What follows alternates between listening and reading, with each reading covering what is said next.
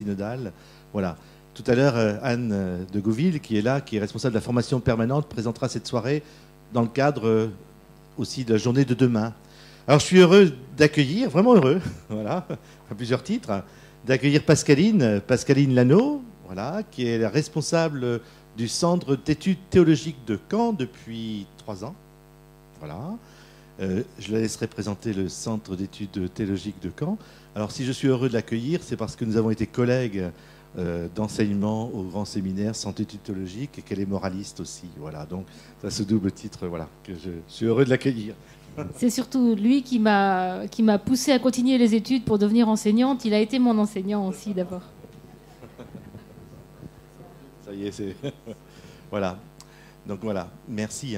Pascaline qui a fait une formation... Alors si, quand même peut dire voilà, une formation de théologie, voilà, au Centre d'études théologiques. Donc c'est là que je l'ai eu en cours, que j'avais repéré une certaine Pascaline qui avait une volonté et qui, sur les questions morales, avait de la pertinence.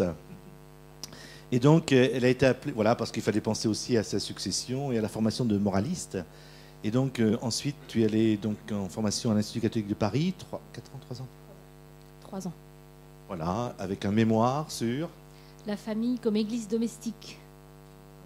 La famille comme église domestique. Donc, vous voyez que c'est ce dans quoi tu baignes. Parce que aussi, tu es mère de famille, d'abord. Voilà. Et peut-être aussi, tu as été un petit peu à la conférence tu as été un temps à la conférence des évêques de France. Oui, j'ai été une année comme responsable du département famille, du service famille et société, donc à la conférence des évêques. Et puis au bout d'un an, donc on m'a demandé de revenir au centre d'études théologiques de Caen. Et donc, habitant en Normandie, c'était quand même plus simple de travailler en Normandie. Donc voilà. Peut-être présenter ta famille quand même, si on parle de la famille. Voilà, alors je suis mariée depuis 28 ans et nous avons 4 filles de 15 à 25 ans. Voilà. Et le centre d'études théologiques de Caen, donc vous voyez depuis la fermeture du séminaire Saint-Jean-Eudes, donc où les séminaristes sont envoyés maintenant en formation à Caen, à Rennes, c'est bien, vous suivez, au séminaire Saint-Yves, donc accueille essentiellement... Alors, ce qui était sa vocation depuis les années 70, puisque c'était à la fois une double formation, des jeunes en formation vers le ministère, et puis de religieuses et laïcs. Donc, accueille aujourd'hui combien d'étudiants ? Eh bien, nous sommes il y a à peu près 160 personnes qui viennent se former au centre d'études théologiques par an. Alors, certains viennent prendre un cours semestriel, suivre une session, et puis d'autres, comme certaines dans cette salle, prennent des cours de façon plus assidue, on va dire un jour par semaine ou 2. Voilà. Ça aurait pu être aussi Valérie qui la présente ce soir, puisque Valérie est envoyée en formation au centre d'études théologiques de Caen pendant 3 jours par semaine actuellement. Valérie Saliou, qui est ici, mais que vous verrez tout à l'heure. Voilà, mais je laisse à Anne nous présenter la soirée dans le cadre de la formation permanente. Oui, alors dans le cadre de la formation permanente, parce qu'en fait, demain, il y a une journée pour les prêtres, équipe pastorale, et aussi pour les responsables de la pastorale de la famille. Cette journée a lieu demain, donc à C, toute la journée, donc ils vont travailler. Là, vous êtes relax, vous allez regarder... un PowerPoint, mais ceux qui vont venir demain, ils vont travailler toute la journée. Alors, ils vont travailler sur quoi ?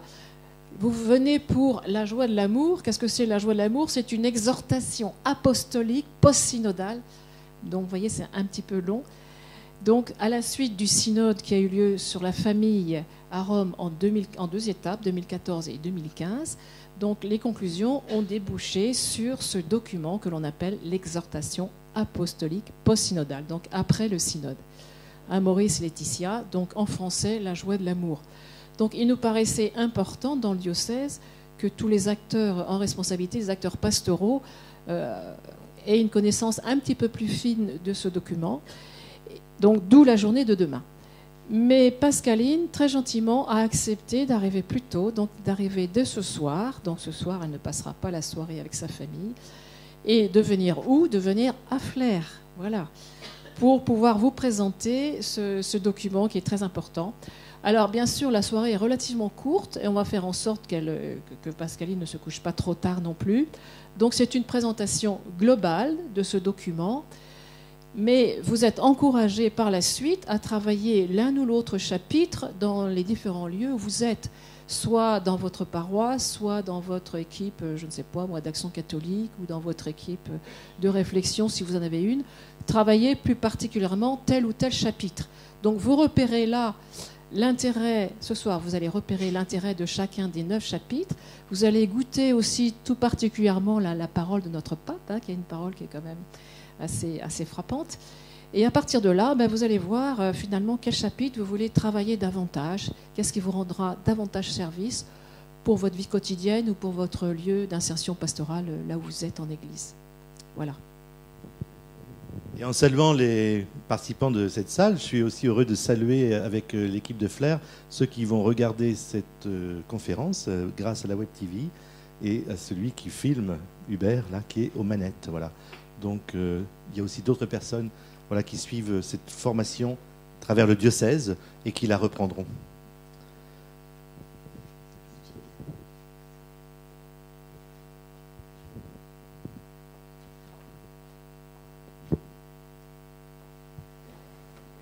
Voilà, alors c'est en raison des nécessités du film justement et du fait qu'il y a des personnes à distance que je suis obligée de rester, on va dire, un peu coincée derrière cette table.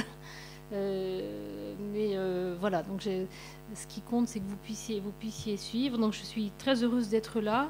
Donc bonsoir à tous, donc ceux qui sont présents et puis ceux qui sont aussi plus loin.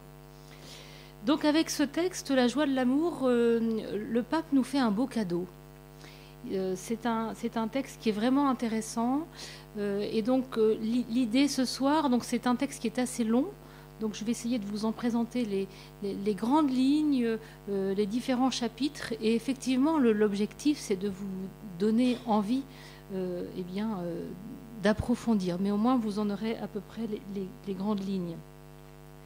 Alors, voilà, ce texte, c'est d'abord le fruit d'un processus. C'est pas le pape François qui tout d'un coup a écrit un texte. Anne disait il y a eu 2 synodes. En réalité, donc le pape François avait annoncé la décision il y a plus de 3 ans, en octobre 2013. Et ce document, c'est le fruit d'abord donc de ces deux années de travail, au cours de laquelle ont été successivement mis à contribution le peuple de Dieu. Il y a eu pendant 2 années de suite des enquêtes. J'espère, je suppose que peut-être vous avez répondu à certaines d'entre elles. En tout cas, pendant 2 années de suite, Rome a demandé à ce que les personnes soient consultées dans le monde entier. Donc il y a eu des remontées qui venaient de partout. Ont été consultés aussi des théologiens, mais aussi donc les pères du synode, les différents cardinaux qui ont participé. Donc d'abord au synode extraordinaire d'octobre 2014, puis au synode de 2015. Donc vous voyez, c'est un synode qui a pris son temps, et ce processus, donc, qui a commencé il y a près de 3 ans, il se poursuit. Aujourd'hui, vous allez entendre parler d'une partie de ce texte, mais peut-être que vous allez continuer à le travailler. En tout cas, vous allez voir que c'est un texte, c'est le fruit d'un travail, mais ça ne va pas être un travail tout cuit, tout fait. C'est une réflexion à laquelle tout le monde a été associé, et cette réflexion, elle se poursuit à travers des soirées comme celle-ci, et puis le travail que vous pourrez en faire. Mais vous voyez, pour le pape, un processus, une église en synode, c'est une église en chemin, dans lequel chacun s'écoute, et dans laquelle chacun a quelque chose à dire, et ensuite, donc, il y a ces différents intervenants, et puis au final, donc, le pape nous propose un texte dans lequel il dit « je », donc il y a aussi sa propre réflexion. Et quand on lit les différents chapitres, on voit bien, il se réfère soit aux enquêtes, soit à ce qu'ont dit les pères synodaux, soit il y a des fois où il dit « je pense que ». Et donc on voit bien que c'est tout ce cheminement, et le thème du chemin revient très souvent. C'est-à-dire qu'à la fois le pape nous dit « notre réflexion, nous cheminons », mais aussi les familles cheminent. Il fait vraiment le parallèle régulièrement, et vous allez voir qu'ensuite, dans l'accompagnement des familles, il y a toujours cette question de temps, de chemin. Il faut réfléchir, on avance, nos vies, nous sommes en chemin, l'Église aussi est en chemin. Donc c'est un processus qui est censé se poursuivre, notamment par des soirées comme celle-ci. Alors, ce que je vais faire, hein, donc je vais essayer de vous présenter, je vais aller dans l'ordre, vous présenter l'introduction, les 9 chapitres. À chaque fois, je vais essayer de vous en donner un petit peu les idées principales. Et je vais vous proposer à chaque fois des phrases, j'allais dire, dans le texte, parce que notre pape François, je suppose que vous avez déjà repéré, il a un style, il a une façon de dire les choses, et je pense que c'est intéressant de les entendre, de les goûter. En tout cas, il nous dit bien, ce texte, eh bien, il a besoin de continuer à être travaillé. Ça peut être en couple, si on est en couple, ça peut être en famille, ça peut être en paroisse, etc. Donc c'est un texte assez long. Donc la présentation que vous allez avoir ce soir, c'est aussi des choix que j'ai pu faire ou que j'ai essayé de discerner. Vous n'aurez pas tout. Hein, il y a 310 numéros. La première édition faisait 260 pages. L'édition qu'on peut vous conseiller pour la travailler, c'est celle-ci, qui a été proposée par la Conférence des évêques de France. Donc c'est c'est 363 pages. Donc voilà, c'est un texte qui est long, qui ne peut pas se lire comme ça d'un coup. Mais le texte est accessible, il est compréhensible, je veux dire, vous pouvez le lire. Alors, il a un autre avantage, une fois que vous avez eu cette présentation générale, c'est que vous pouvez l'aborder par le chapitre qui vous intéresse. À la fois, tout est intéressant, mais si vous êtes plus dans un domaine, plus dans l'autre, plus intéressé par une question ou une autre, eh bien, vous pouvez lire un chapitre, le chapitre 2, puis le chapitre 9, et puis, vous voyez, c'est pas extrêmement gênant. Alors, dans l'introduction qui fait donc 7 numéros, donc le pape nous redit l'importance du sujet, hein, pour l'Église, pour les familles, pour les personnes. Hein, tous nous sommes issus d'une famille et l'Église accorde beaucoup d'importance à la famille. Il nous dit aussi que les questions sont complexes et ça, il nous le dit d'emblée et qu'elles méritent d'être encore approfondies. Il dit bien qu'il ne va pas avoir tout dit d'un coup dans ce texte. Il nous dit notamment « Tous les débats doctrinaux, moraux ou pastoraux ne doivent pas être tranchés par des interventions magistérielles.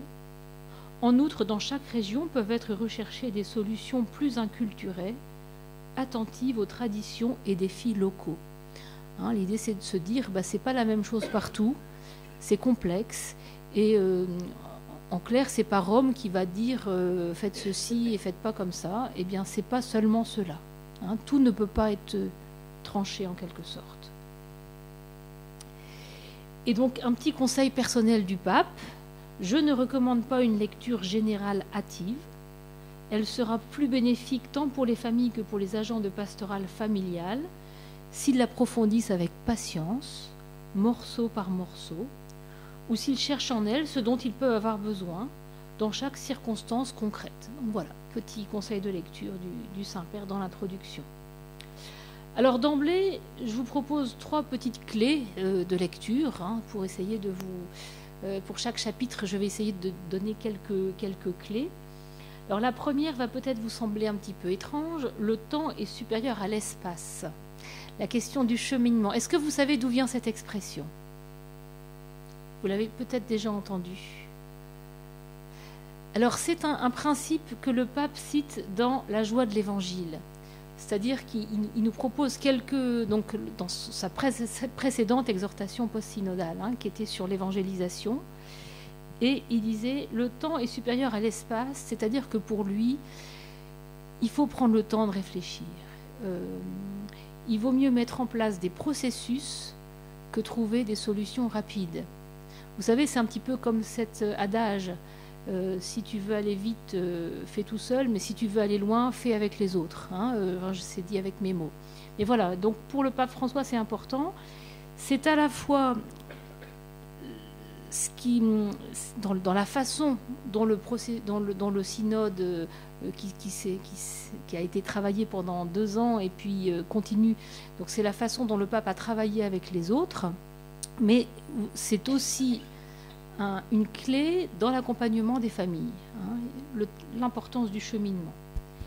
L'unité prévaut sur le conflit, donc c'est aussi un principe qui vient de la joie de l'Évangile.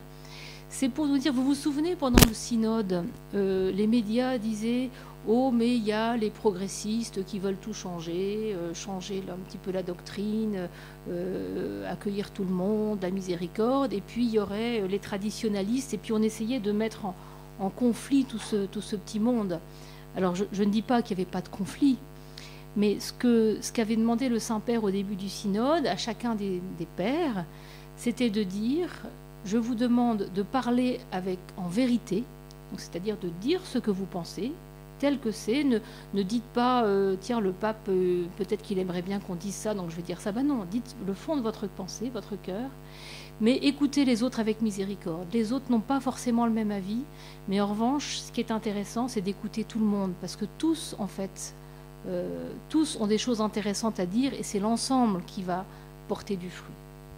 Donc l'importance du dialogue et de l'écoute, et c'est une clé qui va être valable aussi, vous allez voir, dans l'accompagnement des familles. Et donc clé numéro 3, une inculturation qui doit se poursuivre. Donc ce qui est dit, ce qui est vrai aujourd'hui à Flers, eh ben, ce n'est pas la même réalité en Afrique, en Asie ou à un autre moment de l'histoire. Alors ensuite, le premier chapitre, c'est un chapitre sur la parole de Dieu. Et ça, c'est important de se dire que le pape a voulu que le premier chapitre, c'est de nous mettre à l'écoute de la parole, donc à l'écoute de Dieu lui-même. C'est important qu'il ait fait cela, c'est-à-dire qu'il aurait pu faire autrement. Eh bien, il a commencé par ce chapitre sur la parole de Dieu pour toujours nous redire qu'en Église, eh bien, nous sommes à la suite du Christ, nous sommes à la suite d'un Dieu qui se révèle, et dans le discernement, dans ce que nous avons à faire, eh bien, la parole de Dieu est toujours, on va dire, la première source de discernement.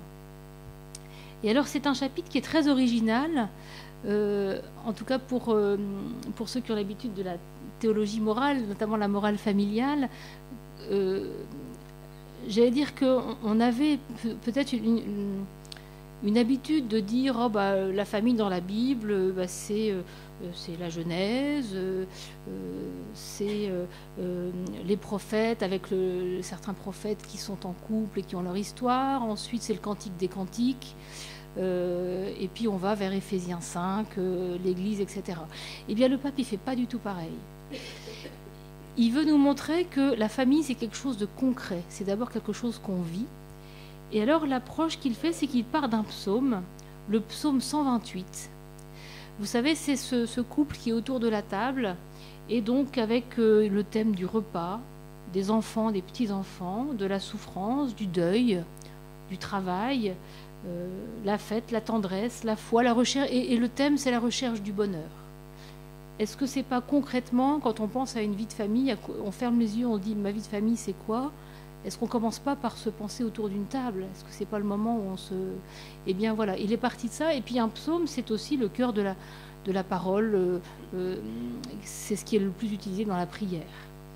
Alors, je ne l'ai pas repris là, mais c'est un beau chapitre. Hein, donc n'hésitez pas à aller le suivre. C'est vraiment une façon originale. Et à partir de ce psaume, le Saint-Père revisite toute la Bible. Il va bien nous reparler de ce qu'il y a dans la Genèse et partout, mais il nous montre aussi que dans la Bible, il y a plein d'histoires de famille tout le temps. La Bible est pétrie d'histoires de famille. Vous reprenez votre Bible, vous regardez, vous verrez qu'il y a des histoires de famille tout le temps et qu'il n'y a dans la Bible aucune famille parfaite, aucune famille idéale. Hein, donc il dit la Bible abonde en famille, en génération, en histoire d'amour et de crise familiale. Et donc c'est ça qu'il nous montre dans ce chapitre aussi. Hein, et il dit bien que la vie familiale n'est pas un idéal abstrait, mais une œuvre artisanale. Hein, la vie de famille, c'est ce qui se construit au jour le jour. Et c'est ce que la Bible nous montre, contrairement à ce qu'on pourrait penser. Alors là, vous allez voir, voilà, c'est un petit peu d'humour. La clé de lecture, c'est que ce qui nous montre dans ce chapitre sur la Bible, c'est qu'il n'y a pas de famille parfaite. Voilà, donc ce premier chapitre.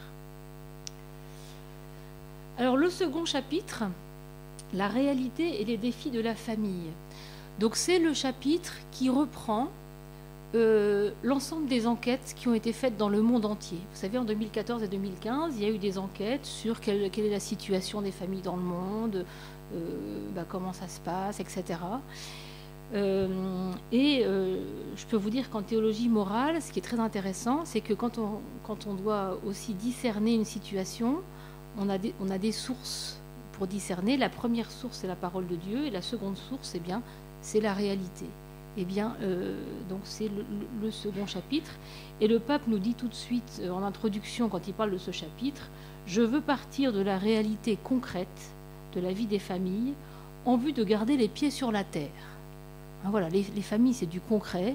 Les familles, c'est pas, donc ça reprend aussi ce qu'il a dit dans la Bible, c'est pas un idéal abstrait, c'est pas quelque chose de parfait. La famille, c'est d'abord du concret, et donc il veut aller voir ce concret. Donc dans ce chapitre, si vous le lisez, donc vous voyez, il y a 55 numéros, c'est quand même assez fourni. Donc c'est vraiment un large panorama à partir des grandes enquêtes. Et donc on a les grandes évolutions sociales et culturelles dans les différents continents, parce qu'évidemment, il se passe des choses en Europe, mais ce n'est pas la même chose en Asie, ce n'est pas la même chose en Afrique. Et il nous parle des grands défis, surtout des difficultés qu'affrontent les familles. Les migrations, vous voyez bien en ce moment, ces millions de familles immigrées, avec les uns et les autres qui peuvent disparaître. Enfin bon, c'est une réalité importante. La culture du provisoire, donc ça c'est plutôt pour nos sociétés occidentales. L'idéologie du gender, la question du manque de logement. La pauvreté, bien sûr, ce sont les familles qui souffrent le plus de la pauvreté. Les questions, les méfaits de la pornographie, la question des abus. Alors il nous parle précisément de la place de la femme, de la place des pères, de la place des enfants, du respect des personnes âgées. Ça c'est un texte qui lui tient beaucoup, un thème qui lui tient beaucoup à cœur. L'accueil des personnes handicapées, la polygamie, donc pour d'autres continents que le nôtre, les mariages arrangés, le manque de communication. Enfin, vous voyez, c'est un grand panorama avec toutes les questions qui se posent. Et sur la question de la question de la pastorale, avec aussi toute une part d'autocritique. Il dit notamment, il y a 2-3 numéros où il est assez dur avec la pastorale familiale. Il dit « Nous avons présenté un idéal théologique du mariage trop abstrait, presque artificiellement construit, loin de la situation concrète et des possibilités effectives des familles réelles. Cette idéalisation excessive, surtout quand nous n'avons pas éveillé la confiance en la grâce, n'a pas rendu le mariage plus désirable et attractif, bien au contraire. » Donc dans ce bilan de ce qui se passe dans le monde, il y a 2-3 numéros comme ça, les numéros 36, 37, 38, si vous allez les lire, vous allez voir qu'il est, il y a aussi une part de critique sur la façon dont l'Église a parfois fait, qui n'a pas forcément aidé les personnes à avancer. Il dit par exemple, nous avons du mal à présenter le mariage davantage comme un parcours dynamique de développement et d'épanouissement que comme un poids à supporter toute la vie. Il nous coûte de laisser la place à la conscience des fidèles, qui souvent répondent de leur mieux à l'Évangile avec leurs limites et peuvent exercer leur propre discernement dans les situations où tous les schémas sont battus en brèche. Nous sommes appelés à former les consciences, mais non à prétendre nous substituer à elles. Vous voyez, il dit les choses quand même clairement. Dans le monde actuel, on apprécie également le témoignage des mariages qui non seulement ont perduré dans le temps, mais qui continuent aussi à soutenir un projet commun et conservent l'amour. Donc ça, il dit que pour lui, les familles ont une grande place dans la pastorale familiale. Cela ouvre la porte à une pastorale positive, accueillante, et qui rend possible un approfondissement progressif des exigences de l'Évangile. Donc en synthèse de ce chapitre sur la réalité des défis de la famille, il dit « Un stéréotype de la famille idéale ne résulte pas des réflexions synodales, mais il s'en dégage un collage qui interpelle, constitué de nombreuses réalités différentes, remplies de joie, de drames et de rêves. » Vous voyez, peut-être comme nos vies familiales. Ne tombons pas dans le piège de nous épuiser en lamentations autodéfensives, au lieu de réveiller une créativité missionnaire. Donc là, c'est un thème qui lui tient à cœur, qui était aussi dans la joie de l'Évangile. Réveiller la créativité missionnaire. Donc sur ce deuxième chapitre, eh bien encore une clé de lecture qui nous vient de la joie de l'Évangile. La réalité est plus importante que l'idée. C'est quelque chose auquel le Saint-Père tient. Ça fait partie de ces 4 principes. Donc le temps supérieur à l'espace et la réalité supérieure à l'idée. Et donc je vous disais tout à l'heure aussi, donc l'unité prévaut sur le conflit. Et puis quelque chose qui va revenir souvent, pour lui il est important d'adopter un langage clair, positif, encourageant et adapté aux personnes. Ça va ça va pas trop vite Alors, on avance, c'est vrai que c'est un grand texte, donc il faut quand même que j'avance. Alors ensuite, le 3e chapitre, eh bien, c'est la 3e source de discernement quand on fait de la théologie. Donc vous voyez, c'est aussi un travail de théologien. Le regard posé sur Jésus, la vocation de la famille, en fait, c'est un chapitre qui refait la synthèse de tout l'enseignement de l'Église eh bien, sur la famille. Donc, surtout donc, depuis le Concile Vatican II. Et il dit bien, sachant que toute la formation chrétienne est avant tout l'approfondissement du kérygme. Donc le kérygme, je pense que beaucoup d'entre vous savent ce que c'est, mais je vais vous le rappeler. C'est ce qui est à la base de la transmission. C'est le cœur de la foi chrétienne. Le cœur de la foi chrétienne, donc c'est ça qu'on appelle le kérygme, c'est que le fait qu'on a le Christ qui est venu dans le monde et qui est mort et ressuscité pour nous sauver. C'est le fait que nous avons un Dieu qui est venu sur terre pour sauver les hommes. Le cœur de la foi chrétienne, il est là. Si vous deviez résumer votre foi, si on vous demande c'est quoi la foi, ça sert à quoi de croire, eh bien, la première chose que vous pouvez dire, le cœur de la foi chrétienne, eh bien, c'est le Christ est mort, il est vivant et il nous a sauvés et ça nous concerne aujourd'hui. Eh bien, quel que soit ce qu'on a à dire concernant la foi chrétienne, tout par-delà, donc il le dit aussi, c'est vrai pour l'évangélisation, eh bien il nous dit, c'est vrai aussi en ce qui concerne la famille. Dieu a une bonne nouvelle pour le mariage et pour les familles, et il est venu sauver l'amour et la famille. Mais ceci dit, c'est aussi un appel du coup à observer le Christ, puisque c'est le Christ qui est venu nous révéler qui est Dieu. Et le Christ qui est venu dans le monde, non pas, vous savez, Dieu, il est venu sur terre, il n'est pas arrivé dans une église, il n'est pas arrivé par une soucoupe volante. Comment est-ce qu'il est arrivé, Dieu, sur la terre, dans une famille? Donc il est dit, le Christ qui est venu, il a vécu pendant 30 ans, et le pape nous dit, c'est le mystère qui a tant fasciné François d'Assise, Thérèse de l'Enfant Jésus et Charles de Foucault, où se désaltèrent aussi les familles chrétiennes pour renouveler leur espérance et leur joie. Voilà, le Christ, il a quand même passé 30 ans sur terre sans qu'on se rende compte de rien. Je ne sais pas si vous pensez déjà à ça quelquefois. Et donc, c'est important de se dire ça, qu'il a vécu une vie d'homme et que eh bien, nous-mêmes, nous pouvons aller à sa suite. Mais c'était une vie familiale. Pas idéale non plus. On pourra en reparler, mais ça, c'est pas dans le sujet. Donc il rappelle, donc c'est un chapitre, si vous voulez retrouver l'enseignement traditionnel de l'Église sur la famille, vous allez lire directement ce chapitre 3. Donc ce qu'ont dit ses prédécesseurs, Paul VI, Jean-Paul II, Benoît XVI. Donc il nous refait le point sur ce qu'on appelle les dons du mariage. Donc ceux d'entre vous qui font de la préparation au mariage travaillent ces questions.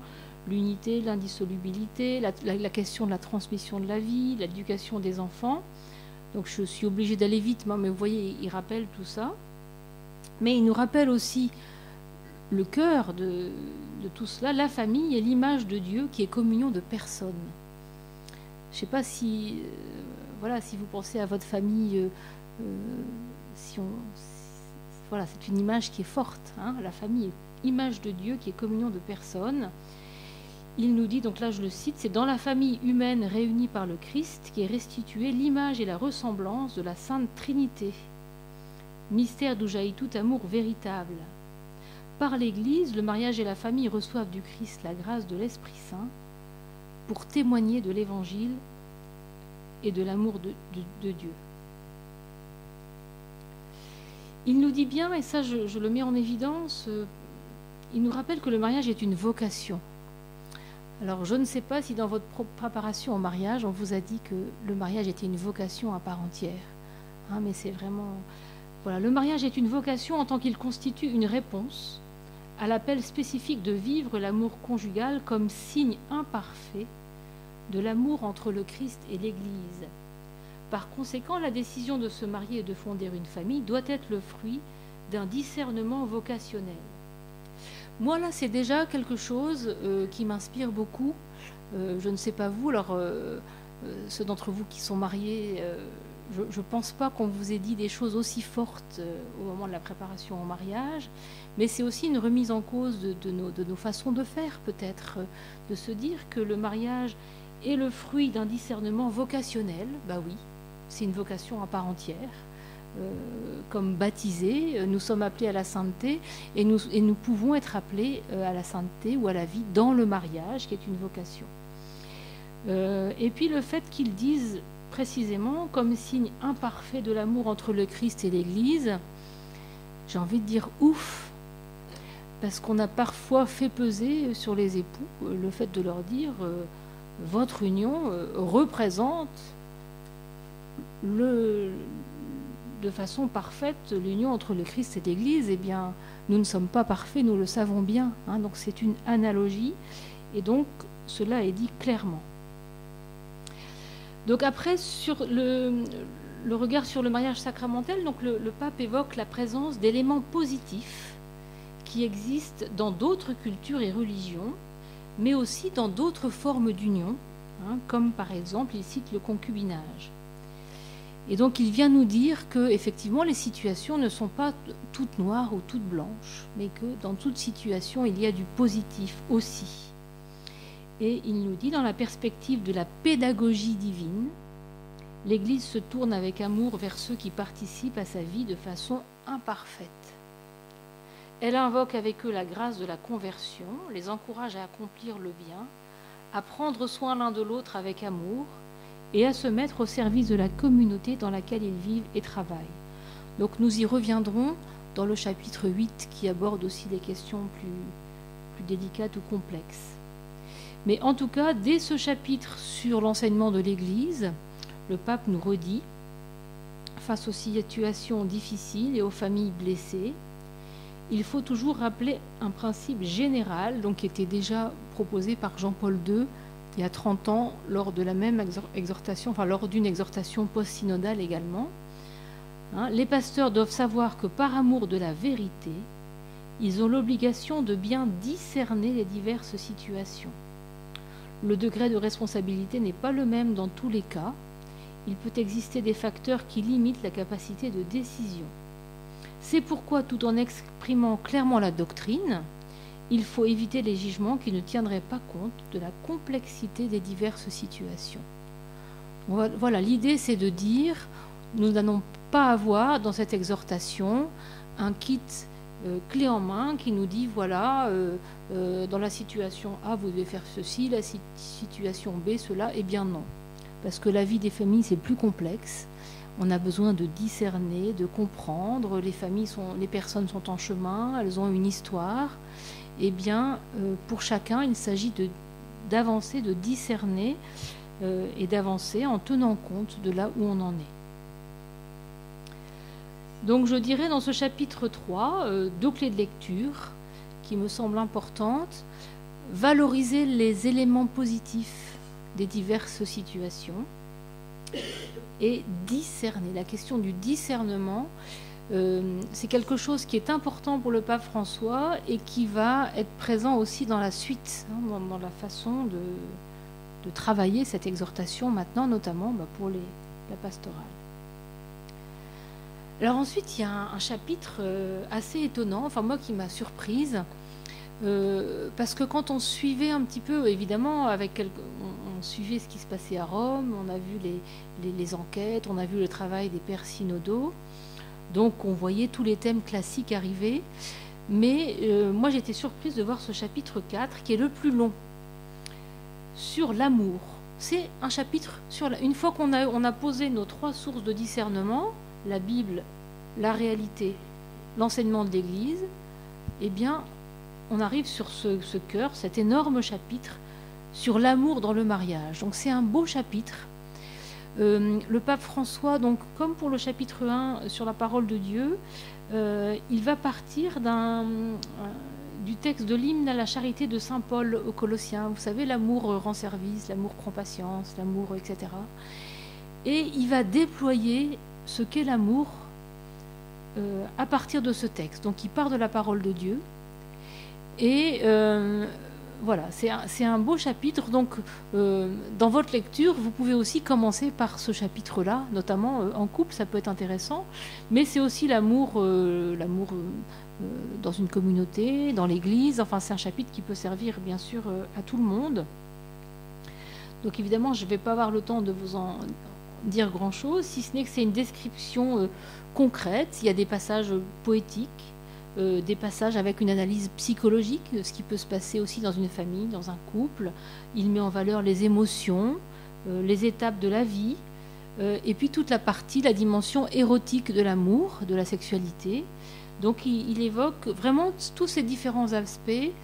On voit peut-être aussi qu'il a dû être formé à la formation positive. Vous savez, il donne des conseils. Si dans votre couple vous dites du mal de votre conjoint, ça va être difficile d'avancer. Enfin bon, c'est un chapitre. Voilà, on voit qu'il veut stimuler la croissance, la consolidation et l'approfondissement de l'amour conjugal et familial. Donc là, je vous ai pas mis de clé de lecture pour ce chapitre-là, mais je dirais la clé, c'est peut-être, je dirais, la joie de l'amour. L'amour est ce qui nous donne de la joie. Alors, il y a aussi les peines, il y a aussi tout ça, mais voilà, c'est un long chapitre que je vous invite à aller découvrir. Alors ensuite, le 5e chapitre, c'est sur la fécondité, l'amour qui devient fécond. Donc c'est vrai aussi, enfin, vous allez voir que c'est un chapitre qui évoque les différentes formes de fécondité, mais aussi le fait que l'amour donne toujours la vie. Et ça, c'est vrai pour les familles, mais c'est vrai aussi pour les personnes célibataires, c'est vrai aussi pour les prêtres. C'est l'amour qui donne la vie, que ce soit la vie physique ou la vie spirituelle. Donc il y a toute une partie sur l'accueil de l'enfant, l'étape de la grossesse. Il nous dit notamment, tout enfant qui est formé dans le sein de sa mère est un projet éternel de Dieu le Père et de son amour éternel. Est-ce que vous saviez que vous êtes chacun un projet éternel de Dieu et de son amour? Donc c'est vrai de l'enfant, je veux dire, dans le sein de sa mère, mais du coup c'est vrai toute notre vie. Chacun de nous est l'objet d'un projet éternel de Dieu. Tout enfant est dans le cœur de Dieu depuis toujours. Et au moment où il est conçu, se réalise l'éternel du rêve du Créateur. Nous sommes chacun l'objet de l'éternel rêve du Créateur. Pensons à ce que vaut cet embryon dès l'instant où il est conçu. Il faut le regarder de ses yeux d'amour du Père qui voit au-delà de toute apparence. L'amour des parents est un instrument de l'amour de Dieu le Père qui attend avec tendresse la naissance de tout enfant, l'accepte sans condition et l'accueille gratuitement. Alors, vous voyez, c'est un pape qui, dans une exhortation, vient donner des conseils aux femmes enceintes. À toute femme enceinte, je voudrais demander affectueusement, protège ta joie. Vous voyez, il tutoie, même c'est une exhortation, mais il tutoie. Protège ta joie, que rien ne t'enlève la joie intérieure de la maternité. Cet enfant mérite ta joie.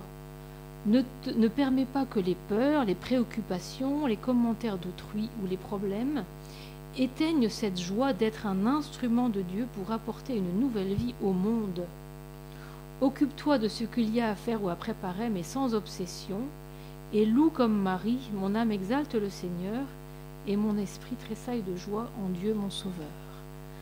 Donc c'est vrai, enfin moi j'ai fait partie de ces femmes qui étaient toujours à penser à beaucoup de choses, à s'inquiéter beaucoup, et bien le pape vient nous apaiser comme ça. Donc il y a bon, alors c'est un chapitre qui est aussi assez long, hein, vous voyez, donc je suis obligée de vous donner que des petites touches, hein, mais il parle aussi bien sûr de la paternité, hein, de l'importance d'avoir un père avec une claire et heureuse identité masculine, qui en retour dans sa façon de traiter la femme, unie affection et modération, est aussi nécessaire que les soins maternels. Donc il parle aussi des différentes formes de fécondité, hein, l'importance de la fécondité sociale. Et puis donc il y a toute une partie aussi, une petite partie bien sûr sur les personnes qui ne peuvent pas avoir d'enfants, hein, dans les couples, hein, il parle de cette souffrance. Mais il vient donc dire, il convient de rappeler que la procréation ou l'adoption ne sont pas les seules manières de vivre la fécondité de l'amour. Même la famille qui a de nombreux enfants est appelée à laisser ses empreintes dans la société où elle est insérée, afin de développer d'autres formes de fécondité qui sont comme la prolongation de l'amour qui l'anime. Les familles chrétiennes ne doivent pas oublier que la foi ne nous retire pas du monde, mais elle nous y insère davantage. Hein, d'où l'importance, chacun de nous, là où on est, aussi, alors il évoque, hein, ça peut être des engagements sociaux, politiques, ça peut être s'occuper de ses voisins, enfin vous voyez bien tout ce que peut être une fécondité de la famille, ça peut être l'accueil, ça peut être... donc il parle aussi de l'importance de l'hospitalité entre les générations, hein, l'accueil des frères et sœurs, l'importance des plus fragiles. Il dit « Aucune famille ne peut être féconde si elle se conçoit comme trop différente ou séparée. Hein, pour éviter ce risque, souvenons-nous que la famille de Jésus, pleine de grâce et de sagesse, n'était pas vue comme une famille bizarre, comme un foyer étrange et éloigné du peuple. Cela confirme que c'était une famille simple, proche de tous, normalement intégrée aux gens. Hein, donc voilà, tout ce que peut être une famille aussi, ben, l'importance du travail, donc ça il en parle. Donc, voilà, donc l'amour est au service de la vie et l'importance de la fécondité sociale. Alors ensuite, on arrive donc à différentes perspectives pastorales qui sont abordées dans le chapitre 6. Donc là, on voit tout de suite le lien aussi avec son autre exhortation. Donc il fait un petit peu le point de la pastorale aujourd'hui, de tout ce qu'il a vu jusqu'à présent. Et il dit l'importance d'une conversion missionnaire de tous. Il est nécessaire de ne pas s'en tenir à une annonce purement théorique et détachée des problèmes réels des gens. Vous voyez, il revient sur ce qu'il avait dit au début. En tout cas, il nous montre que tout ce qu'il a vu jusqu'à présent nous montre qu'on ne peut pas décréter ce que doit être une famille. On doit d'abord savoir où elle en est et ensuite l'aider à avancer. Et donc, cela demande une conversion missionnaire. Alors là, il dit une phrase qui peut être aussi intéressante à entendre pour la pastorale des familles. Il nous dit « C'est la paroisse qui offre la contribution principale à la pastorale familiale. Elle est une famille de familles, où les apports de petites communautés, associations et mouvements ecclésiaux s'harmonisent. En même temps qu'une pastorale spécifiquement orientée vers les familles, on sent le besoin d'une formation plus adéquate des prêtres, des diacres, des religieux et des religieuses, des catéchistes et des autres agents pastoraux. » Donc ce qu'il veut nous montrer, donc, comme je ne prends pas tout, hein, mais il dit bien que, on disait les familles, ce n'est pas un idéal abstrait, c'est ce qui se construit au jour le jour. Et donc une pastorale familiale sera d'autant plus effective qu'elle se jouera au plus près des personnes. Et il dit bien que cette pastorale familiale, ce sont les familles elles-mêmes qui doivent en être les premiers agents, les premiers protagonistes. Voilà, des mères qui vont aider d'autres mères dans la tâche d'éducation, c'est l'entraide, c'est l'attention aux plus âgés, aux plus fragiles, vous voyez, c'est tout ça. Et ça part du plus près du terrain. Ce qui n'est pas toujours facile pour nos pastorales familiales, qui sont aussi des mouvements qui ne sont pas forcément toutes connues du terrain. Et là, il dit que ça doit partir du terrain et ça exige une grande formation d'un grand nombre de personnes.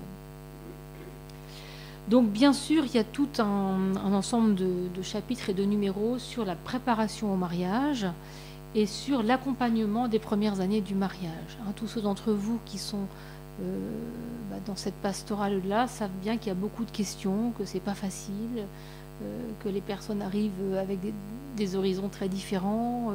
Certains ayant en plus déjà une expérience, ce qui est aussi intéressant, mais voilà. Et donc les pères du synode, donc vous voyez là le Saint-Père cite les pères du synode, ce qui montre bien que ce qu'il vient de nous dire là, c'est pas lui qui le dit, mais c'est qu'il l'entend, ça revient de partout. On soulignait d'un commun accord l'exigence d'une plus grande implication de l'ensemble de la communauté, en privilégiant le témoignage des familles elles-mêmes et d'un enracinement de la préparation au mariage dans l'itinéraire de l'initiation chrétienne, en soulignant le lien du mariage avec le baptême et les autres sacrements. Au fond, moi, ce que je comprends là-dedans, c'est que on ne vient pas se préparer au mariage juste 6 mois avant. Au fond, depuis tout petit, en quelque sorte, on a une forme de préparation au mariage, en voyant nos parents, en voyant d'autres familles, à l'adolescence peut-être en réfléchissant déjà à ces questions, et ensuite dans tout l'itinéraire de foi. On parlait tout à l'heure c'est une vocation à part entière. Eh bien, une vocation, ça ne se discerne pas en quelques mois, quelques semaines, ça prend du temps.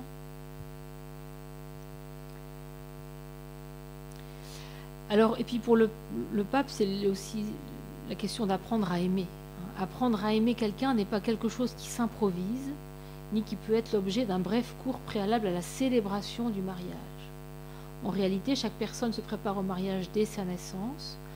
Donc, c'est ce que vous avez dit juste avant, mais tout ce que sa famille lui a apporté devrait lui permettre d'apprendre de sa propre histoire et la former à un engagement total et définitif. Et puis tout ce que vous savez aussi, ce qu'il dit autrement, ça va venir après, je m'arrête.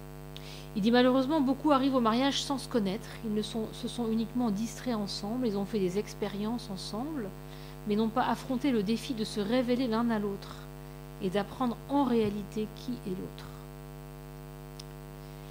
Aussi bien la préparation immédiate que l'accompagnement plus prolongé doivent assurer que les fiancés ne voient pas le mariage comme la fin d'un parcours, mais qu'ils assument le mariage comme une vocation qui les lance vers l'avant, avec la décision ferme et réaliste de traverser ensemble toutes les épreuves et les moments difficiles. Comme vous savez, quand on se prépare au mariage, on ne prépare pas le jour et la cérémonie seulement, mais on prépare les 60 années qui vont derrière. Et pour les jeunes, ce n'est pas toujours évident de se rendre compte de cela. Alors vous allez voir qu'il a un petit paragraphe que je vais vous dire juste après. Je vais vous le lire et vous allez voir que ça va sûrement évoquer pour vous des choses très précises. Pour le jour du mariage, évitez les réjouissances coûteuses et stressantes. Chers fiancés, ayez le courage d'être différents. Ne vous laissez pas dévorer par la société de consommation et de l'apparence. Ce qui importe, c'est l'amour qui vous unit, consolidé et sanctifié par la grâce. Vous êtes capable d'opter pour une fête sobre et simple, pour placer l'amour au-dessus de tout. Les agents pastoraux et la communauté entière peuvent aider à ce que cette priorité devienne la norme et ne soit plus l'exception. Vous voyez que là, il y a du boulot. Vous voyez tout ce que je veux dire. Donc les heures à chercher des robes, des traiteurs, avec même les jeunes qui reculent le mariage en se disant on n'a pas assez de sous pour faire la fête somptueuse à laquelle on rêve. Alors je ne sais pas pourquoi c'est devenu comme ça. Je veux dire, mais je vois bien, je le sais avec ma propre famille. Il y a quelque chose un petit peu de... Voilà. Alors est-ce qu'on va réussir à changer les choses en le disant? En tout cas, le Saint-Père nous invite à... C'est souvent le rêve de la Belle au bois dormant, presque. Et du coup, voilà. Mais on prépare aussi les 60 années qui vont derrière, et ça, c'est quand même autre chose. Voilà, il nous dit, le défi, c'est le regard qui se dirige vers l'avenir qu'il faut construire quotidiennement. Ce qu'il répète vraiment tout le temps, c'est qu'on est en chemin, que les époux sont en chemin, que la famille se construit, que l'amour se construit avec le temps, et que les choses ne sont jamais données, mais elles ne sont pas toujours, malheureusement ça arrive aussi, mais tout n'est jamais complètement terminé, quoi. Donc, mais ça se travaille. Si les jeunes ne sont pas prévenus que l'amour se construit avec le temps, que la famille se construit avec le temps, eh bien, on se retrouve vite en difficulté, où les difficultés sont plus difficiles à affronter, forcément. Voilà, le regard se dirige vers l'avenir qu'il faut construire quotidiennement avec la grâce de Dieu, et pour cela même, on n'exige pas du conjoint qu'il soit parfait. Il faut laisser de côté les illusions et l'accepter tel qu'il est, inachevé, appelé à grandir, en évolution. Lorsque le regard sur le conjoint est constamment critique, cela signifie qu'on n'a pas assumé le mariage également comme un projet à construire ensemble, avec patience, compréhension, tolérance et générosité. Et donc, le Saint-Père, alors si vous lisez les deux conclusions des synodes, il faudrait préparer des dizaines de parcours. Des parcours pour enfants, des parcours pour adolescents, des parcours pour ceux qui se préparent au mariage, des parcours pour les jeunes mariés, des parcours... alors, après, c'est à nous de choisir, mais beaucoup de choses à faire. Hein, donc des parcours pour assumer le mariage comme un chemin de maturation où chacun des conjoints est un instrument de Dieu pour faire grandir l'autre. Est-ce que vous avez déjà regardé votre conjoint comme un instrument de Dieu pour vous faire grandir? Et avez-vous déjà pensé que vous étiez l'instrument que Dieu a choisi pour faire grandir votre conjoint? Oui, je trouve ça beau. Hein, et donc il montre l'importance de toutes les ressources pour aider les conjoints à faire grandir l'amour, à affronter les étapes, à élever les enfants, à gérer la sexualité aussi, hein, bien sûr, il en parle, et à affronter les crises, à se ressourcer ensemble. Et il nous dit bien que ce parcours est une question de temps. L'amour a besoin de temps disponible et gratuit, qui fait passer d'autres choses au second plan. Il faut le temps pour dialoguer, pour s'embrasser sans hâte, pour partager des projets, pour s'écouter, pour se regarder, pour se valoriser, pour renforcer la relation. Parfois, le problème, c'est le rythme frénétique de la société ou les horaires qu'imposent les engagements du travail. D'autres fois, le problème est que le temps passé ensemble n'est pas de qualité. Je trouve ça beau comme phrase. Est-ce que le temps que nous passons ensemble est un temps de qualité? Est-ce qu'on est ensemble devant la télé ou est-ce qu'on prend aussi le temps de se parler? Alors regardez quand même notre Saint-Père dans une exhortation, voilà ce qu'il nous dit. C'est bon de se donner toujours un baiser le matin, de se bénir toutes les nuits, attendre l'autre et le recevoir lorsqu'il arrive, faire des sorties ensemble, partager les tâches domestiques. Mais en même temps, il est bon d'interrompre la routine par la fête, de ne pas perdre la capacité de célébrer en famille, de se réjouir et de fêter les belles expériences. Voilà, donc c'est un conseil, j'allais dire, d'un grand-père, hein, et puis il arrive évidemment dans ce chapitre sur les pères ont signalé qu'un discernement particulier est indispensable pour accompagner pastorellement les personnes séparées, divorcées ou abandonnées, donc bien sûr qui ont toute une place dans ce chapitre. Merci. La souffrance de ceux qui ont subi injustement la séparation, le divorce ou l'abandon doit être accueillie et mise en valeur, de même que la souffrance de ceux qui ont été contraints à rompre la vie en commun à cause des mauvais traitements. Donc il en parle à plusieurs endroits. Hein. Et là, pour lui, un point d'attention très important, il est important de faire en sorte que les personnes divorcées, engagées dans une nouvelle union, sentent qu'elles font partie de l'Église, qu'elles ne sont pas excommuniées et qu'elles ne sont pas traitées comme telles, car elles sont incluses dans la communion ecclésiale. Hein, pour lui, l'importance du fait qu'il faut les encourager à participer à la vie de la communauté. Et donc, c'est un encouragement à la fois pour elles, pour ces personnes-là, il y en a probablement parmi vous, mais aussi pour toute la communauté. Que les personnes aient bien l'impression, mais qu'elles le soient vraiment, de faire partie de la communauté. Donc ça va revenir souvent. Hein. Il parle aussi de la grande responsabilité de chacun envers les plus fragiles, notamment les enfants. Alors pour ces familles-là, bien sûr, hein, comment pourrions-nous demander à ces parents de faire tout leur possible pour éduquer leurs enfants à la vie chrétienne, en leur donnant l'exemple d'une foi convaincue et pratiquée, si nous les tenions à distance de la vie de la communauté, comme s'ils étaient excommuniés? Donc il y a dans ce chapitre sur les perspectives pastorales un ou deux numéros sur l'accompagnement des personnes homosexuelles, en demandant leur permettre de bénéficier de l'aide nécessaire pour comprendre et réaliser pleinement la volonté de Dieu dans leur vie. Il y a quelques numéros donc sur les familles monoparentales qui doivent trouver soutien et réconfort auprès des autres familles qui forment la communauté chrétienne. Et puis il y a toute une belle partie dans ce chapitre intitulée « Quand la mort transperce de son aiguillon ». Donc moi je vous conseille de lire cette partie-là aussi. Je veux dire que vous soyez touchés par un deuil récent, mais aussi nous sommes tous touchés un jour ou l'autre. Et je trouve qu'il y a des très belles pages et ça fait aussi partie bien sûr de notre vie familiale. Alors les clés de lecture pour ce chapitre 6. Donc d'abord la formation des acteurs, de tous ceux qui accompagnent les familles, que ce soit la préparation au mariage, mais à partir de la paroisse.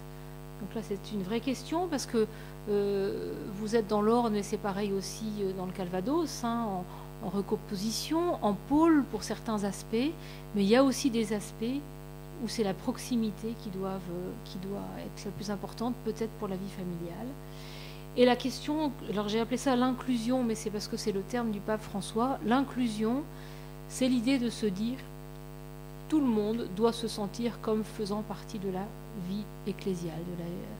Et là, je peux faire le pont avec le thème de mon mémoire de maîtrise dont parlait le père tout à l'heure. C'était un travail sur la famille comme église domestique. Bon, c'est une expression qui nous vient des pères de l'Église et qui a été reprise par Jean-Paul II et qui est dans ce texte aussi. La famille est comme une église. Mais en travaillant cette question, je me suis rendu compte que l'Église devait être comme une famille, que c'était aussi une analogie.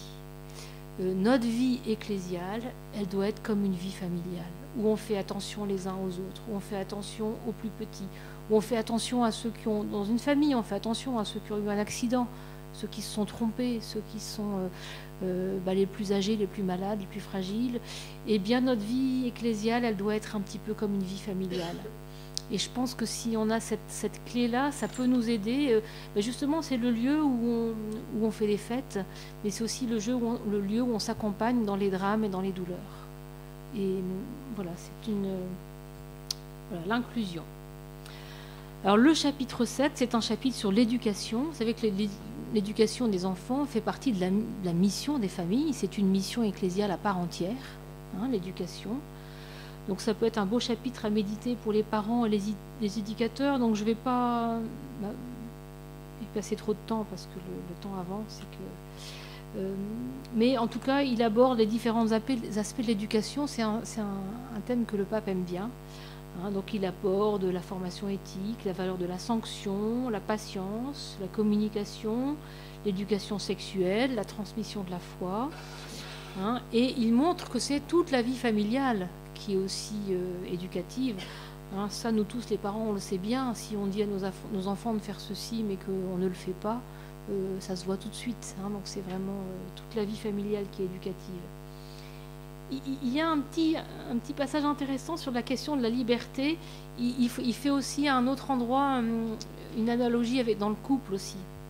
Si un parent est obsédé de savoir où se trouve son enfant, de contrôler tous ses mouvements, j'allais dire de lui envoyer des textos tous les quarts d'heure.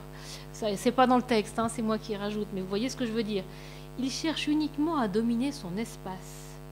De cette manière, il ne l'éduquera pas, il ne fortifiera pas et ne le préparera pas à affronter les défis. Ce qui importe surtout, c'est de créer chez l'enfant, par beaucoup d'amour, des processus de maturation de sa liberté de formation, de croissance intégrale, culture d'une authentique autonomie. Vous voyez, on retrouve derrière, il ne le dit pas à ce moment-là, le temps est supérieur à l'espace. Le fait de ne pas vouloir tout contrôler. Voilà, je trouve ça intéressant. Je pense qu'il n'y avait pas ça dans les autres textes théologiques sur la vie familiale.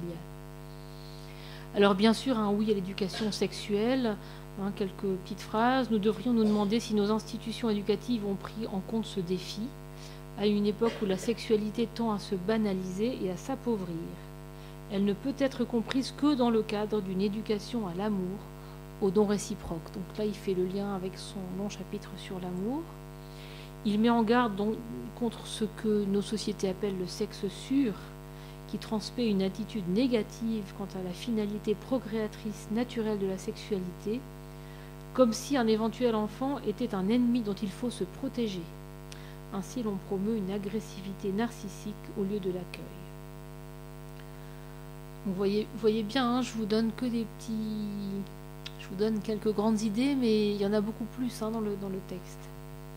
Donc en tout cas, une clé importante, les parents sont bien les premiers éducateurs des enfants.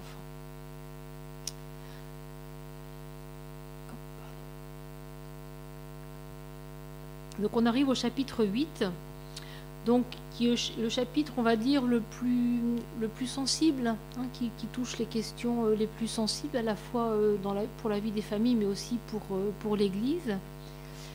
Hein, c'est un chapitre qu'il a intitulé « Accompagner, discerner et intégrer la fragilité ». Je pense que rien que le titre, c'est la clé de lecture de ce chapitre, hein, et c'est pour toutes les questions pastorales. Voilà, et vous voyez que ça fait écho déjà à tout ce qu'on a dit depuis le début. Hein, intégrer, discerner, accompagner. Et donc il redit que dans le contexte de l'année de la miséricorde, vous imaginez bien que, enfin moi j'imagine, que le fait qu'il ait voulu faire cette année de la miséricorde, bien sûr il l'a voulu parce que c'est un thème qui lui est cher depuis qu'il a reçu la vocation, mais qu'il ait voulu que l'année de la miséricorde ait lieu en même temps que la deuxième année du synode, ce n'est certainement pas un hasard. Donc dans ce contexte, l'Église se tourne avec amour vers ceux qui participent à sa vie de manière incomplète, tout en reconnaissant que la grâce de Dieu agit aussi dans leur vie, leur donnant d'accomplir le bien pour prendre soin l'un de l'autre avec amour et d'être au service de la communauté dans laquelle ils vivent et travaillent. Hein, ce que vraiment nous redit le pape d'emblée, il n'y a pas ceux qui sont tout bons et puis ceux qui sont en dehors parce qu'ils ont tout faux. C'est pas comme ça. Il ne veut pas qu'on raisonne comme ça. Hein, donc je le dis avec mes mots, mais c'est vraiment ça qu'il veut dire, et que dans toute vie, il y a des choses positives qu'il faut mettre en valeur. Donc après avoir rappelé ce qu'est le mariage chrétien, parce qu'il le redit donc en début du chapitre, en quelques lignes bien sûr, il dit « D'autres formes d'union contredisent radicalement cet idéal, mais certaines le réalisent au moins en partie et par analogie.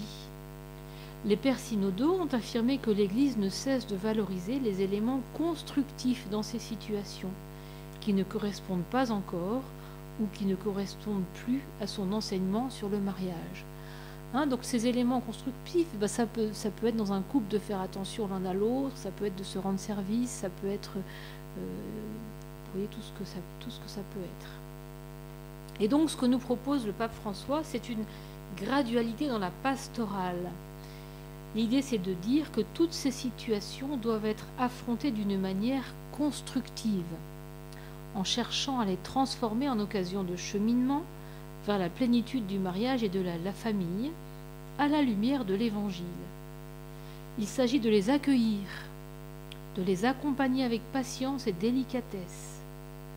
C'est ce qu'a fait Jésus avec la Samaritaine. Il a adressé une parole à son désir d'un amour vrai pour la libérer de tout ce qui obscurcissait sa vie et la conduire à la joie pleine de l'Évangile. Hein, donc je suppose que vous vous souvenez de cet épisode de la Samaritaine au bord du puits. Le Christ ne lui dit pas ta vie est parfaite, tout va très bien. D'abord il entend son souhait de trouver l'eau vive. Et puis, donc je ne vais pas refaire tout méditer maintenant, mais vous vous souvenez quand même qu'à la fin de l'épisode, elle va quand même évangéliser tout son village. Donc et en fait, voilà, c'est à partir du moment où elle a reconnu, où elle a dit clairement sa situation, elle n'a pas dit autre chose, elle a été claire et elle était en attente de quelque chose, eh bien ça ne l'a pas empêché d'avoir cette mission d'aller évangéliser tout son village. Alors là, il nous dit bien, j'accueille les considérations de beaucoup de pères synodaux, donc il prend bien la précaution dans tout ce chapitre de dire, c'est pas moi, le pape François tout seul qui dit tout ça, mais c'est avec tout le travail des pères synodaux. Donc il le précise bien. J'accueille les considérations de beaucoup de pères synodaux qui ont voulu signaler que les baptisés, divorcés et remariés civilement doivent être davantage intégrés dans les communautés chrétiennes selon les diverses façons possibles, en évitant toute occasion de scandale. La logique de l'intégration est la clé de leur accompagnement pastoral. Vous voyez, on retrouve la question qu'on a vue tout à l'heure de l'inclusion, de faire partie de la famille. J'ai mis en gras parce que je pense que c'est vraiment, il dit lui-même que c'est la clé. La logique de l'intégration est la clé de leur accompagnement pastoral, afin que non seulement ils sachent qu'ils appartiennent au corps du Christ qu'est l'Église, mais qu'ils puissent en avoir une joyeuse et féconde expérience. Ce sont des baptisés, ce sont des frères et sœurs. L'Esprit Saint déverse en eux des dons et des charismes pour le bien de tous. Donc c'est vrai pour eux, alors c'est vrai aussi pour tous les autres baptisés, mais c'est vrai aussi pour eux. Alors donc, bon, j'essaie de pointer, il faudrait aller lire en détail tout ce qu'il dit. Il nous dit, si l'on tient compte de l'innombrable diversité des situations concrètes, comme celles mentionnées auparavant, on peut comprendre qu'on ne peut pas attendre du synode ou de cette exhortation une nouvelle législation générale du genre canonique applicable à tous les cas. Donc ça c'est important, l'exhortation ne nous donne pas un kit, et surtout pas de voilà ce qu'il faut faire, voilà ce qu'il ne faut pas faire. C'est plus complexe, c'est plus subtil, c'est plus exigeant, mais c'est aussi plus beau. Il faut seulement un nouvel encouragement, nous dit le pape, au discernement responsable, personnel et pastoral des cas particuliers, qui devrait reconnaître que, étant donné que le degré de responsabilité n'est pas le même dans tous les cas, et donc dans une note il dit pas davantage en ce qui concerne la discipline sacramentelle, donc l'accès au sacrement de réconciliation et d'Eucharistie, en clair, les conséquences ou les effets d'une norme ne doivent pas nécessairement être toujours les mêmes. Donc, je pense que ce que veut nous dire le pape, c'est que c'est un discernement au cas par cas. Et voilà, il y a un cheminement, il y a un discernement qui doit être fait, mais c'est au cas par cas et c'est avec le temps. Alors là, il est un peu raide vis-à-vis de certains en disant par conséquent, un pasteur ne peut se sentir satisfait en appliquant seulement les lois morales à ceux qui vivent des situations irrégulières. Il met ça entre guillemets parce qu'il disait dans ses catéchèses qu'il n'aimait pas ce mot irrégulière. Il voulait parler plutôt de personnes blessées ou de familles blessées. Donc, on ne peut pas satisfaire en appliquant seulement des lois morales à ceux qui vivent des situations irrégulières, comme si elles étaient des pierres qui sont lancées à la vie des personnes. C'est le cas des cœurs fermés qui se cachent ordinairement derrière les enseignements de l'Église pour s'asseoir sur la cathèdre de Moïse et juger quelquefois avec supériorité et superficialité les cas difficiles et les familles blessées. Donc là, il y va de façon assez raide, il faut le dire. Et il dit, le discernement doit aider à trouver des chemins possibles de réponse à Dieu et de croissance au milieu des limitations. En croyant que tout est blanc ou noir, nous fermons parfois le chemin de la grâce et de la croissance et nous décourageons des cheminements de sanctification qui rendent gloire à Dieu. Donc, vous voyez, c'est pas simple en même temps, parce que c'est exigeant de prendre du temps pour discerner, pour avancer. Vous imaginez bien que accompagner des familles blessées, c'est pas en une fois, parce qu'il y a des cheminements à faire, il y a une vie à revisiter, donc c'est pas si simple. En tout cas, ce qui veut dire, c'est que c'est complexe, que c'est personne par personne, qu'il n'y aura pas de loi générale, et que bien sûr, et en même temps, l'enseignement de l'Église reste le même sur ce qu'est le mariage, notamment sur l'appel à la sainteté. Et en même temps, il nous dit clairement, donc vous avez en tête ce qu'on vient de lire, il dit clairement aussi, afin d'éviter toute interprétation déviante, Je rappelle que d'aucune manière l'Église ne doit renoncer à proposer l'idéal complet du mariage, le projet de Dieu dans toute sa grandeur. Comprendre les situations exceptionnelles n'implique jamais d'occulter la lumière de l'idéal dans son intégralité, ni proposer moins que ce que Jésus offre à l'être humain. Aujourd'hui, plus important qu'une pastorale des échecs est l'effort pastoral pour consolider les mariages et prévenir ainsi les ruptures.